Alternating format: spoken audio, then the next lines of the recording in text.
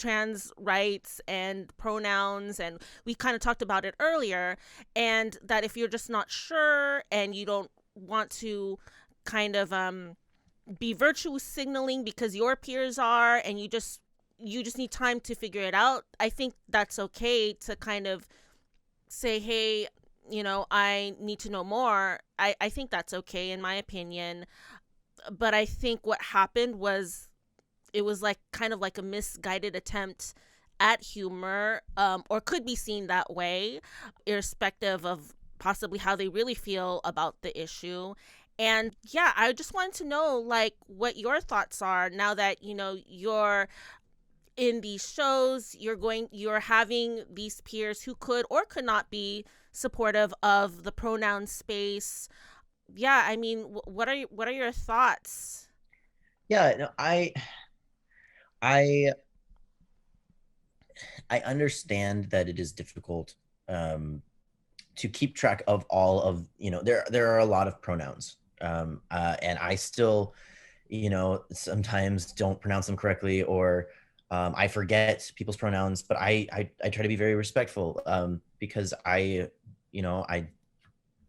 my pronouns are he, him, his, and I am very grateful that people recognize that and they use my correct pronouns. And I know what that feels like. I know what it feels like to have someone use the incorrect pronouns. It's a horrible feeling, and so I don't want to make anyone else feel that way. Mm, um but it's so important, especially to other people's mental health, to just respect their pronouns. It is not that difficult of a thing to do, and if you mess up, it's okay. People most of the time will be understanding that you're not being malicious, as long as you are trying. But to purposely make fun of the fact that there is an option for people to put in their pronouns, to make light of that, that's just so disrespectful. And it's not funny, and uh, it's rude, and I don't understand why there are people that feel like that is okay, because honestly, that is bullying, and that shouldn't be tolerated. And I congratulate the studio for firing this person, because that was very disrespectful. yeah. I think, we should just all just try to be respectful of each other, of each other's pronouns, because honestly, like, we're all on this big blue planet together, trying to make it through life, and life is difficult enough as it is. So let's just try to help each other, and make this world a better place, make this world a safer and happier place. Um and honestly, just mutual respect. I mean, if you want to be respected, you have to give respect as well. Yeah. That was beautifully said. Yeah, and when you mentioned earlier that it was, bullying, cuz I've heard mocking, but bullying, I was like, yeah, it is kind of like a microaggression, and this person standing or basking in their cis privilege in a way. So yeah, thank you for sharing your thoughts. And yeah, it's so important to hear hear this opinion from someone like you who's experienced this.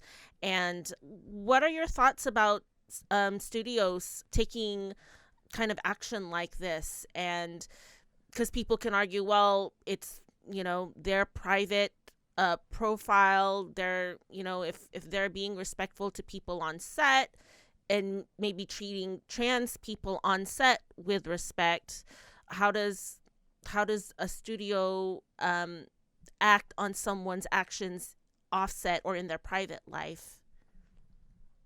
I mean, ultimately, I mean, you can't really control everyone's actions, but it comes down to being on set. It's a work environment, and just like any other work environment, the company needs to make sure that they have a safe work environment for all of their employees.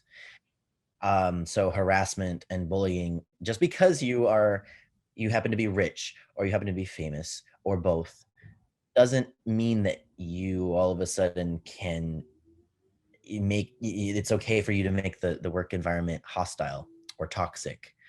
or unsafe for other people. um and that's I think that's what they're doing. They're being very responsible with that. They're like, no, this is a workplace and you're our employee, and I don't care how rich and famous you are or how big your platform is, you are still our employee. We employ you. And if you are, going against HR's standards for a safe work environment, then you will be terminated or whatever they have in place. And that's honestly the way you have to see it. Just because it's film and TV doesn't make it any different. This is still a workplace. Yeah, you actually mentioned something. If someone is making statements on a public platform, and they have a lot of followers, and they are saying things kind of against companies' mission statements, then I can see why that would be problematic. Yeah. Mhm. So, yeah, I mean, it's very unfortunate. And, yeah, I have kind of like no sympathy for that person. But, I hope overall this is, can be like a teaching lesson for people who are observing and can understand, like, how important this is. Yeah. We are coming into a time where finally people are like, it's people have been fighting for a long time for equality and for fairness. And um you watch things from like even 20 years ago, and there's things that's like, oh, you can never say that on TV now. um Mhm. and I mean, I understand, like, it people complain all the time, like, well, now you can't say anything because you're going to offend somebody. But that's not necessarily the case. It's just we're coming into an era where it's finally like, okay, you can't joke about someone's um identity.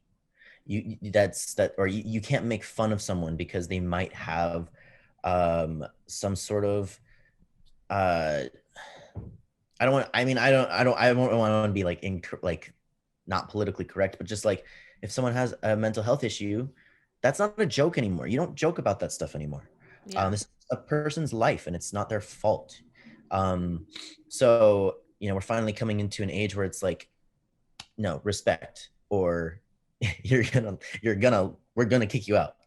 Yeah. And I'm grateful, because that means that we have people that that you have someone who has your back. That you're going to have Right. a safe work environment. That you're supported. And I'm so grateful. My work environment is very safe and very healthy, and I'm very grateful for that. Yeah. That is, I'm grateful for that too, and that you can thrive and everything that's going on with you. I'm just kind of vicariously on cloud 9. So, oh, by the way, what was it like working with Freddie Highmore? I mean, all the actors are amazing. Of course, I love all the actors, but I've been a fan of his since Bates Motel. So, and his earlier works, of course. But yeah, Yeah, I've been a fan since Charlie and the Chocolate Factory was the first time I saw him. But oh, August Rush, I have it on DVD. It's one of my favorite movies, and that oh, I've okay, watched it like at least 20 times. yeah. It's such a good movie. I've loved him since then, and then was such a huge fan. And so when I found out I was going to be able to work with him, I was so ecstatic. I was kind of worried because they always say don't meet your heroes, but Mm. he was definitely one of those people that you meet and you're just like blown away, because he's so nice. He was so nice. He talked to me, and I was like, oh my gosh, he's talking to me. Why is he talking to me? I just like hit my camera. I'm so excited. And It's all uh, Freddie's fault. You made him hit his camera. I got to walk and talk with him before we were filming, and I should have just stopped at a certain point. But when when you get in front of someone that you just admired for so long, you just kind of like throw up verbally all over them. And I just should have stopped while I was good. We were having a great conversation, and then I just kept going. And I was like, I think I started saying stuff like, you know what? I'm really glad that you're actually nice in person, because you meet some people who are just not really nice in person, but like Mm. you're a good person. I can tell. And I'm relieved. And I just kept going and go. And in my mind, I'm like, Emmett, shut up, shut up, shut up, just stop. And he just like looked at me and he's just like, yeah, I'm trying. I try to be a good guy. And I could tell like that I was like, he probably thinks I'm a freak. He probably thinks that I'm No. stalking him. I don't know. I was just like, just stop. And then there was a meeting and everything. So that got me to stop talking. And then after that, I was like, he's never gonna want to talk to me again. But it was fun. We actually, in the scene where I'm in the wheelchair, he was having a blast with that wheelchair, because he liked to hit the brakes or whatever, and it was like anytime he would drive with the brakes on, it would make like these really loud noises, so you could just hear us from a mile away. So he'd purposely be doing that, and then he would pop wheelies while I was in the wheelchair, and I wouldn't be ready for it, and all of a sudden he'd just pop a wheelie, and I would like freak out. He had a blast. It was funny. He was so funny. So Freddie got to push me in a wheelchair like a race car, and uh, he's very nice, very friendly, and he's insanely talented, just so Yeah. talented. Yeah. Um, it was a pleasure and a privilege working with him. Freddie, if you're listening, I promise I'm not that weird. You're amazing. No, he really is that weird. No, just kidding. Oh my god, I'm gonna trip out if him or anyone else from The Good Doctor watches. Actually, if he is watching, hey Freddie, don't. And he really will never talk to me again. uh yeah, that sounds like you had a blast, that everyone was awesome. I think we mentioned earlier, and I'll say it again, that you are in Glasspirits' Mexican Baby music video along with your beloved Amy Melendrez. That's going to be coming out soon, and Emmett hasn't seen it yet, and I'm so excited to like tighten it up and get it together, and it's going to be amazing, I think. So yeah, and then we're also going to be having Amy on. I record her episode this week, so it's good. This is all exciting. Is there anything else you want to mention coming up for you? Or I know everything's like so hush hush, but anything, Well, now the Good Doctor's out, so that's we can freely talk about that. And then Good Trouble, just keep watching. Season 3 is out now. Well, the first episode's out now, but now I'm excited to finally be able to like share that with the world. And I'm just really, really grateful, and I'm grateful for all the opportunities that have come my way. I'm so blessed, just so very blessed, and it's kind of cool to be like to be in a good doctor. I'm weird like this. So the Good Doctor, and the character's name was Rio, and then now I'm in Good Trouble, and my character's name is Rowan. Whoa. So I'm just, I'm seeing the things that the universe is bringing in, the similarities, the coincidence. Okay. But I'm very, very, very, very, very, very, very, very happy.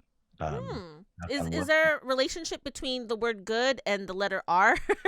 Yes, that's it. So I'm just like, okay, keep bringing the goods in. I'm good with the good. The good is good. And then I just kind of thought it was funny that it was R and R. So Yeah. we'll see what happens in the future, but I'm nerdy like that. I find that kind of stuff all the time. So Yeah. yeah, no, I'm just thank you so much for having me on your podcast. It's been such a pleasure, and I'm thrilled. I can't wait for the music video to come out. I can't wait to finally see it. Yeah. Yeah. Yeah. I can't wait for you guys to see it too. So and I'll put links in the description of the YouTube videos, but for those who are listening and maybe, are driving or doing something else, listening passively, how can people find you? Where can people find you? Like, Yeah. you want to shout out your social media handles and website? Yes. I have my website is emmettpreciado.com. Emmettpreciado.com. And all of my social media, like Instagram, Facebook, it's just Emmett Preciado. And then my YouTube channel as well. Just look up Emmett Preciado and I'll come right up. So yeah.